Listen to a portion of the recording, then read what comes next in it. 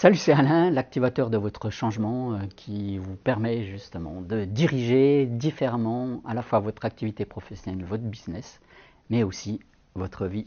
Alors ce que je voudrais évoquer sur cette vidéo, c'est 5 croyances qui certainement vous empêchent de transformer vos ambitions en réalité.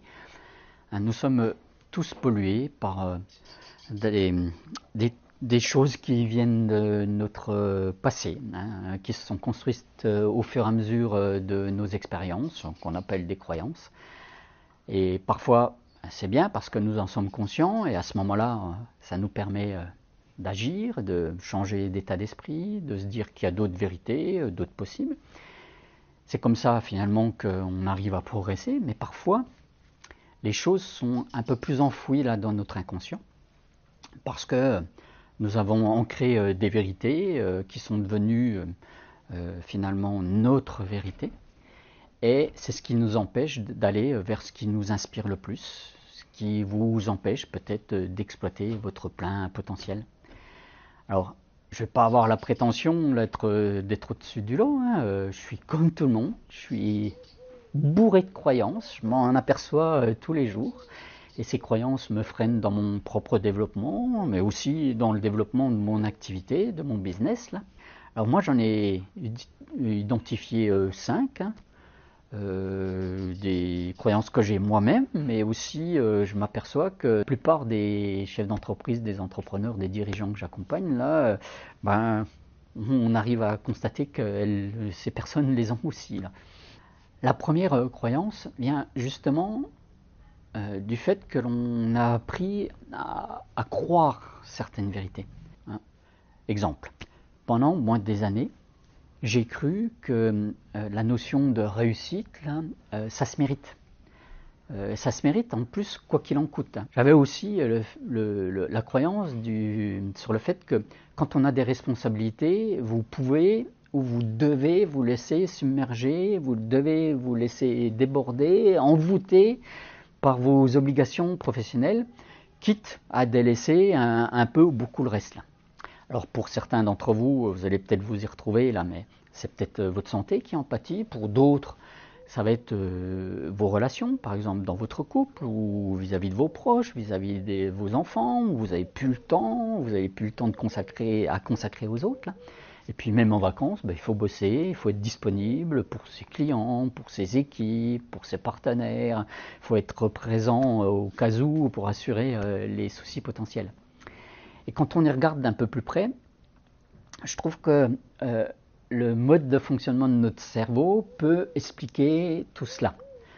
En fait, on a été doté historiquement par un merveilleux dispositif qui s'appelle le système d'activation réticulaire. Et donc, ce fameux système d'activation réticulaire, finalement, c'est un filtre qui nous permet de réduire notre capacité là, de capter les choses uniquement sur ce qui fait sens, sur ce qui est important pour nous. En fait, nous voyons que ce que nous croyons. C'est pour cela qu'il faut travailler sur vos croyances. Ce n'est pas parce que, par exemple, vos parents ou vos profs ou vos expériences ou dans le business, par exemple les gourous du marketing vous ont dit ou démontré telle ou telle vérité que c'est la vérité. D'ailleurs, c'est ce qui m'amène à la deuxième croyance, là, la croyance sur ce qui est possible, sur la croyance du possible. Nous avons trop tendance à nous restreindre parce que nous nous focalisons trop sur ce qui est possible. Exemple, dans les années 90 et même 2000, les gourous de la gestion du temps nous ont tous dit qu'il fallait avoir des objectifs qui soient atteignables, réalistes. Je ne vais pas répéter ce que j'ai déjà dit dans une vidéo précédente sur le sujet. Là. Je vous remets le lien là au-dessus et dans la description. Mais en termes de croyances, ce que vous devez travailler là dans ces cas-là, c'est qu'il faut arrêter de penser par exemple petit bras. Et donc la meilleure façon pour cela, c'est d'arrêter de vous focaliser sur la notion du comment. Vous voulez faire, je sais pas, on va dire 1 million de résultats sur l'année. Ne vous demandez pas là comment c'est possible aujourd'hui? Vous venez peut-être de démarrer votre activité, donc c'est sûr que ce ne sera pas possible du jour au lendemain, ou tout simplement vous souhaitez réduire le nombre d'heures que vous travaillez. Voilà, par exemple ce que dit Tim Ferriss dans son livre La semaine de 4 heures. Ben, vous ne demandez pas comment c'est là possible aujourd'hui, vous n'allez pas en un claquement de doigts là, trouver la solution. Hein, Napoléon Hill a dit, je crois, c'est lui qui a dit en premier, que nous avons tous trop tendance à surestimer ce que l'on peut faire sur le court terme, mais on sous-estime toujours ce qu'on peut faire sur le long terme. Donc, vous devez passer en mode, je pense grand, là, puis ensuite, je fais des petites choses. Hein, le bon réflexe, c'est d'arrêter d'imaginer le chemin avant d'avoir commencé à le suivre. Là.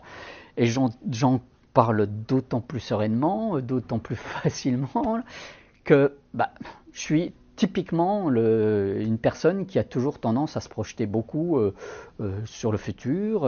J'ai toujours eu plusieurs coups d'avance et moi je me suis mis à travailler ce point parce que ça m'enquiquine pour passer de nouveaux paliers, c'est vrai. Donc voilà, j'arrête de croire, de vouloir me projeter tout le temps et c'est pour ça que je travaille beaucoup ce point-là. D'ailleurs, c'est ce qui m'amène à la croyance numéro 3. Hein. Vous avez certainement tendance à croire que ce n'est pas possible, que vous ne pouvez pas faire ou ne pouvez pas atteindre ce truc gigantesque là, parce que vous regardez justement la montagne trop d'en bas là. Arrêtez de vous demander ce que ça va nécessiter de pouvoir aller tout là-haut là. C'est certainement d'ailleurs vos petites voix intérieures qui prennent le dessus, hein, qui vous disent d'un côté c'est pas possible parce que je suis trop vieux, je suis trop seul, je suis trop endetté, le trop là. Ou au contraire, il y a l'autre petite voix qui vous dit vous n'avez pas assez de volonté, je n'ai pas assez confiance, j'ai pas les bons contacts, j'ai pas les bons réseaux là. Dans ces cas-là, la peur d'échouer peut prendre le dessus et l'excuse toute trouvée pour ne pas avancer sur votre rêve, sur votre projet, c'est j'ai pas les moyens là aujourd'hui pour arriver là où je veux arriver demain. Et le bon réflexe dans ces cas-là, eh bien, c'est de mettre des actions au présent pour avancer ce sur quoi vous pouvez avancer. Peut-être commencer à mettre les actions pour envisager d'obtenir les ressources qui vous seront nécessaires plus tard. Quitte à mettre de côté certaines choses, quitte à mettre de côté même des projets, de façon à attendre d'avoir les solutions qui va vous permettre de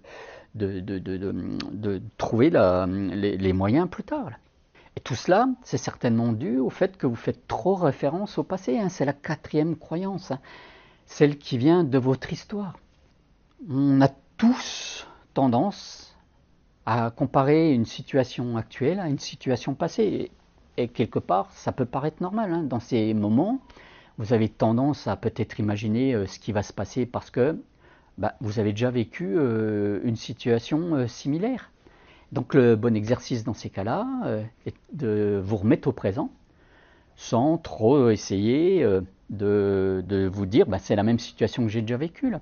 Et pour cela, je vous invite à projeter une intention. Donc pour vous donner un exemple, vous projetez peut-être de partir en voyage là, on va dire aller en Amérique du Sud. Là. Mais vous n'êtes pas très fort en langue là, vous connaissez pas trop l'espagnol ou l'anglais. Posez une intention là du genre dans un an, je sais échanger de façon basique en espagnol. Et puis arrêtez de vous dire j'ai toujours été nul en langue ou je vais avoir des difficultés à trouver un prof et de surtout me payer une formation. Vous trouverez plus tard la solution.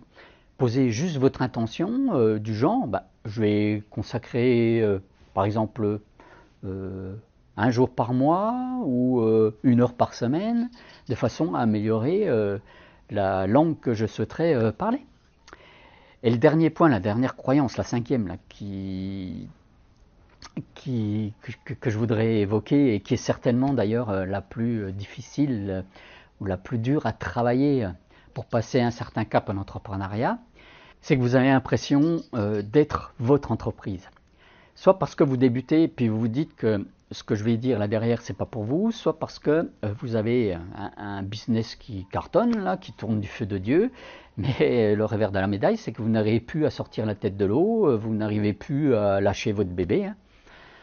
Ce que je vous propose là, c'est finalement d'arriver à prendre conscience que vous devez en finir avec le mon business là, c'est moi. Si vous voulez progresser, si vous voulez exploser les compteurs, si vous voulez faire en sorte de passer de nouveaux paliers, vous devez considérer votre business comme une machine, comme un véhicule. Que, bon, d'accord, on est d'accord, là, hein, vous savez faire fonctionner, vous arrivez à bien conduire ce véhicule, là. Mais finalement, vous devez vous transformer, là. Vous pouvez, vous devriez même confier à d'autres une partie de la conduite de votre business, là. Et donc, c'est de passer en mode chef d'entreprise, là. Et ainsi passer d'un rôle d'expert, d'un rôle d'homme ou de femme orchestre, là, à un rôle de chef d'orchestre, à un rôle du capitaine qui fait travailler d'autres personnes dans son navire. Alors, moi, le bon exemple qui me vient, là, c'est... Apple s'est développé parce qu'il y avait deux types de personnes à l'intérieur. Il y a Steve Wozniak qui était l'expert, le technicien, puis à côté de ça, il y avait Steve Jobs qui connaissait rien à la technique, mais qui avait une prise de hauteur, une capacité à saisir les opportunités de façon à transformer Apple dans ce qu'est devenu Apple. Hein. Et donc, transformez votre leadership en donnant le plus rapidement possible les clés à vos équipes, à vos partenaires, à passer le plus de choses possibles en mode automatisation dans votre activité. C'est comme cela que vous allez finalement accélérer votre progression, votre réussite, votre succès, et puis peut-être vous libérer beaucoup plus de temps. Hein.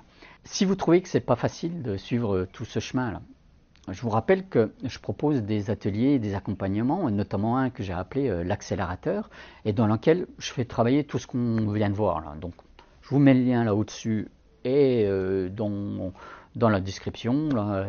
Sentez-vous libre de venir cliquer sur le lien, de venir échanger avec moi, de façon à ce qu'on puisse voir si cela peut vous correspondre. Alors, je vais récapituler quand même les 5 croyances que vous devez travailler hein, en 1. Prenez conscience de vos croyances. Prenez conscience qu'il y a d'autres vérités, qu'il y a d'autres possibles. D'ailleurs, c'est la croyance numéro 2. En 3, vous devez travailler sur la croyance que finalement, vous n'avez pas suffisamment de ressources. En 4, nous avons évoqué la croyance de prédiction, qui vient de ce qui est arrivé dans votre passé.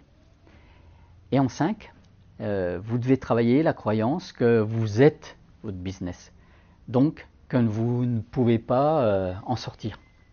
J'aimerais conclure cette vidéo avec la chose suivante.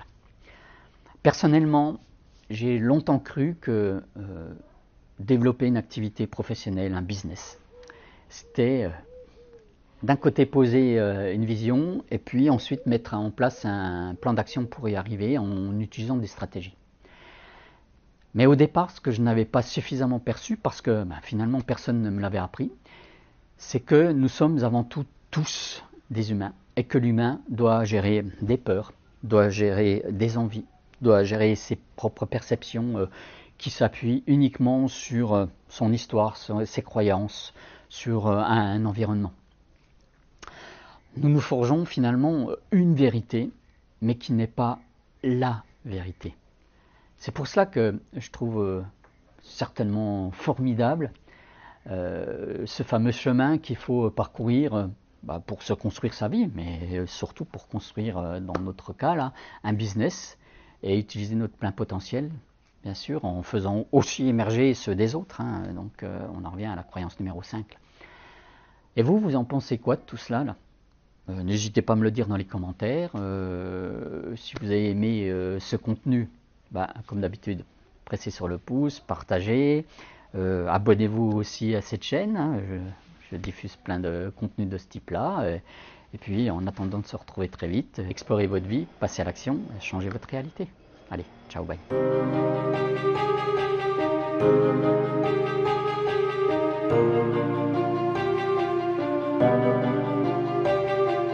Thank you.